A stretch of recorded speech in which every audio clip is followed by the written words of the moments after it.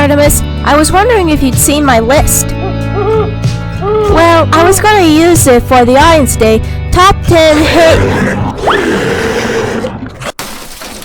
What in the... Loki Pan, what'd you do? What? You used one of my lists? Loki! All the lists you just had to grab. You had to grab that one. This list basically goes over some of the worst cartoon characters, whether because they're so physically ugly we can't stand them, or their actions are so heinous that we have eternal despise for them. And then, of course, you have personalities so insanely wicked or incompetent you can't help but go after them with a friggin' hammer. And trust me, I've had my fair share, and I didn't have time putting this list together, and now we have a demon running loose in the castle.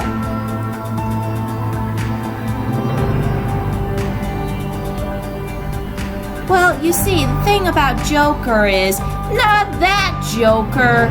Anyway, the reason why I don't put Joker on this list as hated cartoon characters is because he's a DC character, which means he can be found in comic books, movies, that sort of thing. So I'm excluding characters like him off of this list. And also thanks to Loki, I now have to go take care of the demon by trying to go through this list and then, of course, throwing a sapphire and emerald to send it back to the woods that it was summoned from. And you're going to help me. Oh, no, you don't. You got us into this mess, now you have to help me get us out of it. And I've got a long list of stuff for you to do.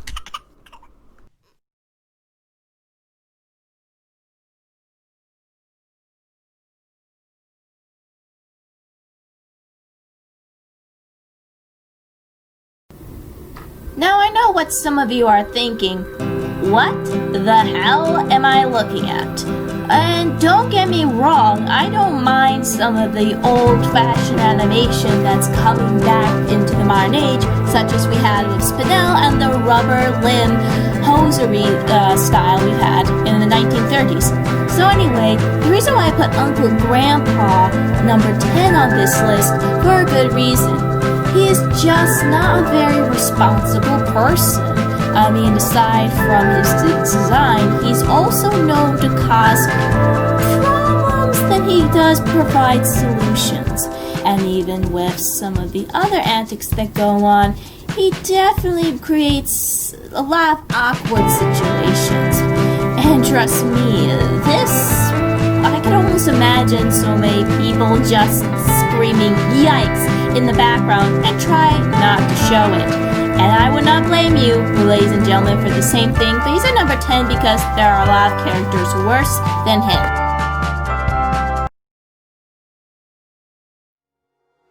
Do not let the name Angelica fool you, ladies and gentlemen. As I would like to point out and thank Phantom Strider for mentioning the nickname Saint Tanica. Why is she called that, you dare ask? Well, you see, Angelica is like a little spawn of the devil, basically causing problems for Tommy and his friends, and is very selfish, bratty, and upright demanding, not above manipulating both the grown-ups, which also includes her father, and also manipulating the babies to do whatever she wants. My God, was she a pain. Even I practically groaned upon seeing her when she comes onto the scene. And what makes the matters worse are her parents. I mean, the way they raised her definitely does not highlight the best qualities of her character. Her father spoils her run, and her mom is flat out useless. She just doesn't know when to put down the damn phone and help straighten out her daughter. I mean, seriously, this is why she earns number 9. She's just one of those kids that you can't help but wish would just die a horrible death. Angelica is practically one of the worst kids you really do not want to mess with. Though she is our number 9 because there are characters with actions that are far worse. And I'm pretty sure if she were a bit older, she would have probably done things a lot darker. But she's a kids show person, so go figure. Hi! First 2 in the countdown. It should have not gone too far. Let's see. It could have... Sweet niblets, that's cinnamon! Let's go!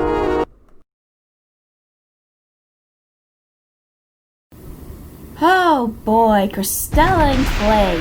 What a duo. Or as I like to call them, the duo of doom. Why are they called that?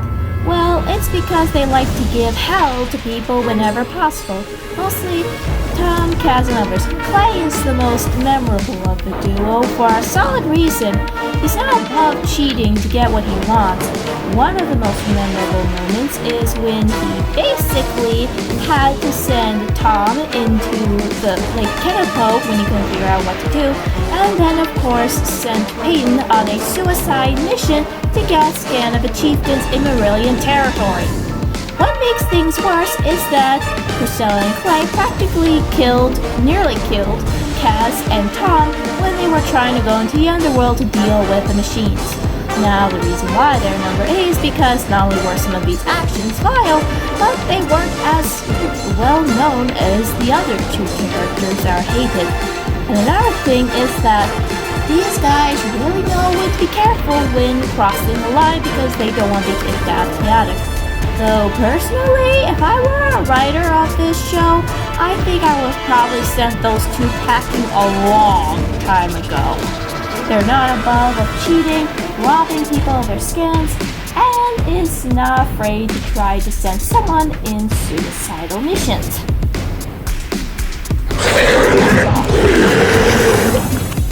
You alright, Cinnamon? Good. Listen, there's no time to explain. Keep an emerald with you. We got a demon to take care of. Come on, Loki. Okay, I have one question here. How in the world did this woman become related to the king of Ba Sing Se? So, the queen from Legend of Korra is basically related to the once exiled king of Ba Sing Se from Avatar: The Last Airbender.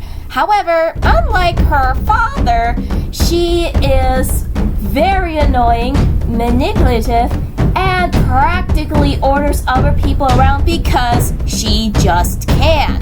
And even tries to use Korra to help with some of her issues that she placed in the world in the first place. To make matters worse, she practically imprisoned her own people because she views her subjects as her own property. Jeez! If there was any other character that deserved to die, it would basically be her. I mean, that's basically what happened in the season 3 of Legend of Korra.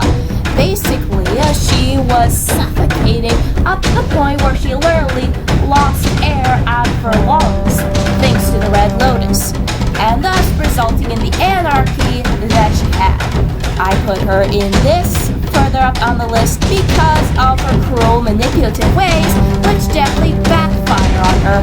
And I know some of you are not going to miss this woman because of her own ugly actions. Oh dear God, she's so much worse. Azula is very calculating and manipulative and basically the spawn of hell from her father's side of the family. You see, Azula was basically from season 2 to season 3 the worst of the worst female characters. As I said before, she's very cold and calculating and not above manipulating her own friends to get what she wants. Her ambition is flat out dangerous, which is why I put her as one of the scary cartoon characters in my previous videos, and for good reason. What makes her even more hateable is the fact that she's not above hurting her brother or her uncle. So, yeah. And to make matters worse on this list is when she finally loses her sanity towards the tail end of the series, which even makes her more terrifying, her unhinged nature making us hate her even more. I mean, sure, she had issues with her mom, but that doesn't exactly earn her points in the sympathy department. Azula has to be one of the worst characters, if not for the others that are coming up on this list. So hang on, ladies and gentlemen.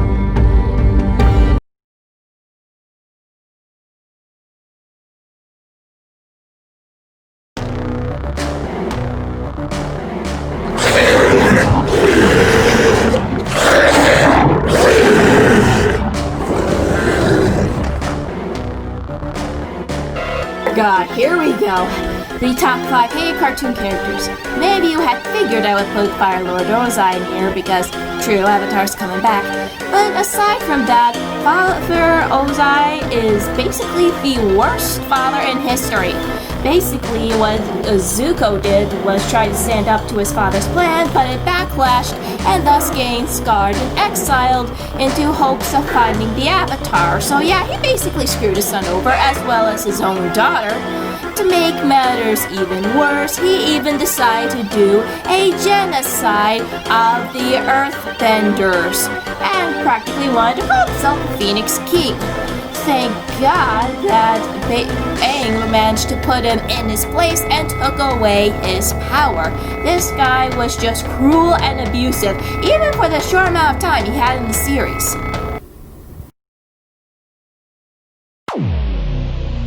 Basically has his own I Hate Viren club in the Dragon Prince fandom, and many of you who've watched the series would understand why. You see, he basically tried to manipulate his son and daughter to do horrible things, and basically with Soren's case, he tried to get him to kill the princess and then sent out some shadow elves when things didn't go the way he planned. And I wouldn't be too surprised if he was responsible for the death of King Harrow. Viren was basically trying to manipulate anyone to get what he wants, and is not above sending shadow assassins to kill the people just to prove a freaking point. And to make matters worse, he aligns himself with Arvos, who we have yet to figure out what his deal is. And yes, basically he's making deals with the devil and resulting in dark magics. There is no possible way they could ever be redeemed. And oh damn it, Claudia, if you didn't have such a complex relationship with your father that's so much better than Azula's, we would so hate him right now. Well, at least on the bright side, he's at least dead. Oh, come on! Why can't that man just die and we would be over with this series? Just please, writers, do something with him.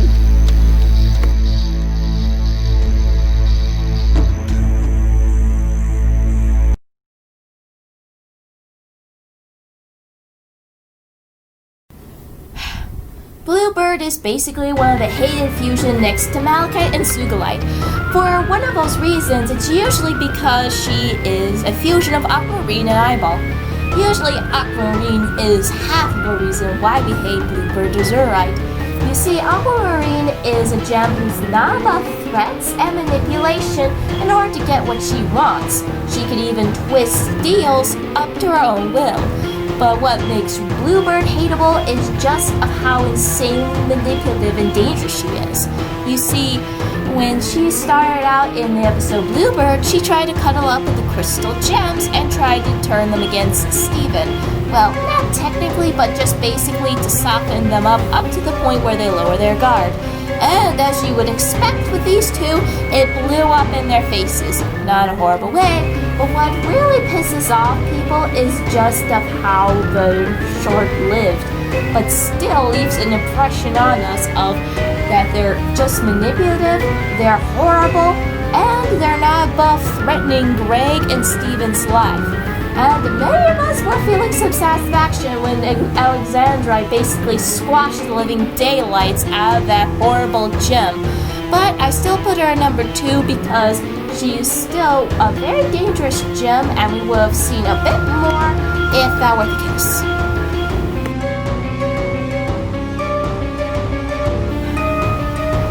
My dear viewers, you probably figured that she would be in this list one way or another. That's right, White Diamonds from Steven Universe is number 2 on this list.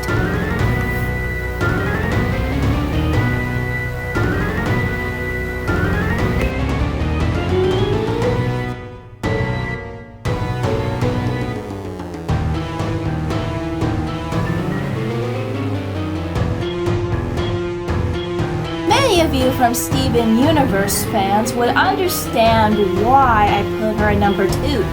You see, at the tail end of Era 1, White Diamond hit herself and had to let Blue and Yellow sort out their own emotional mess, as well as basically denying the fact that Pink may be gone forever.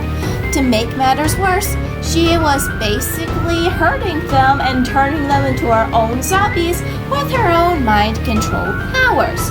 And what really makes us hate her is basically what happened to Pink all those years ago during Era 1, mentally abusing her, belittling her, and not giving her the encouragement and the proper wisdom she needs in order to be a better leader. And of course, what earned more hate from her is when she ripped out Steven's belly gem. And boy, did that really backfire on her when it came to Steven Universe Future Homeworld Bound. And she's on number 2 because there's someone who's really worse than she is. Oh boy.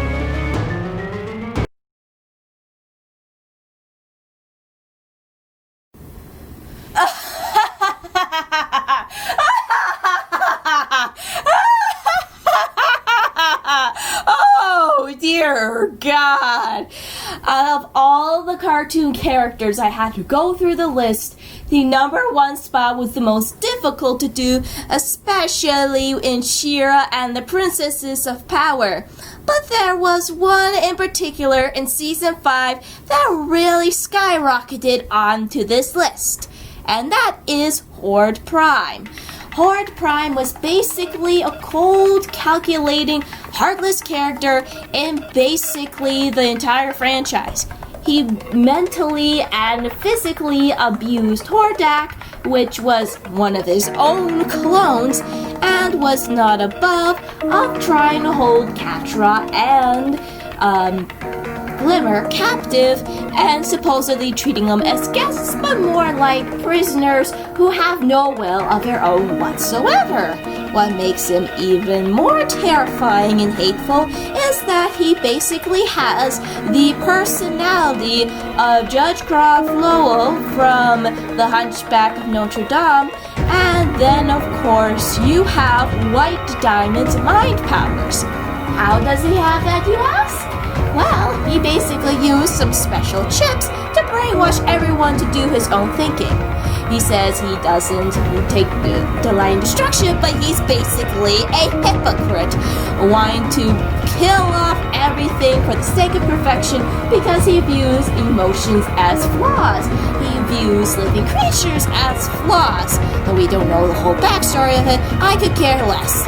And of course, the worst part about him is that he just can't stop talking. He'll talk every single time he has a chance, and the way he talks is just so condescending, and it just repeats over and over, just shut up. So he basically earns the number 1 spot because not only of his cruel and heartless nature, but also because he just talks whenever he can, and it wants to put others down because he's an all-knowing being, quote-unquote all-knowing. Loki, there's the demon! The number 1 spot worked! He's right there! And, oh dear, I'm afraid he's making a huge mess in your room. Take the emerald and get over there.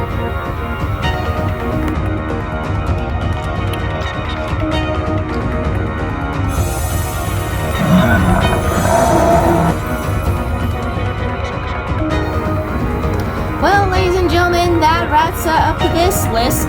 Now, if you'll excuse me, I need to get a chore list ready for a certain black-footed ferret, and it's going to be a long one. Subscribe, please!